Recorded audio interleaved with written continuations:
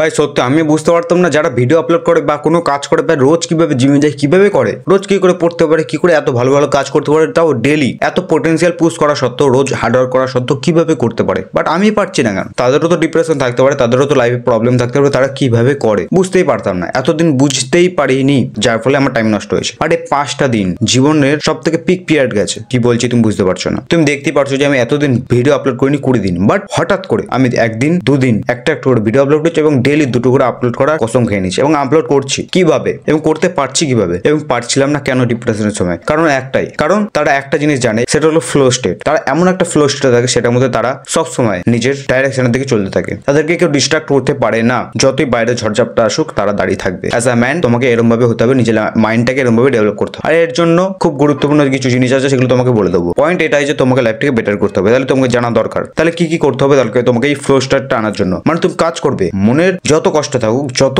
Problem থাকুক, তবুও কাজ করবে। কিভাবে কিভাবে তারা এত পারে রোজ ভিডিও আপলোড করতে 2-3টে করে? কিভাবে পারছে? কারণ একটা জিনিস, 2টো জিনিস, 3টে জিনিসের জন্য। 1 নম্বর যেটা, ফোনটাকে ছুড়ে ফেলো। 2 নম্বর যেটা, টিভিটাকে দেখা বন্ধ করো। 3 নম্বর যেটা, ডোপামিন ডিটক্স করো। সিম্পল। তুমি বলবে ভাই আরো কিছু বল, ভাই এই কটা জিনিসে কিছু হবে না? আমি করার চেষ্টা করেছি। তুমি করার চেষ্টা করেছো এগুলো, বাট করতে পারোনি। সত্যি এটাই, তুমি ডোপামিন ডিটক্স করোনি। একবারে করা হয়ে যাও, করা বলতে একদম স্ট্রিক্ট, এগুলো করবো না মানে করবো না। 1 মাস টাইম দাও, লাইভ দেবে এখান থেকে এখানে চলে এস।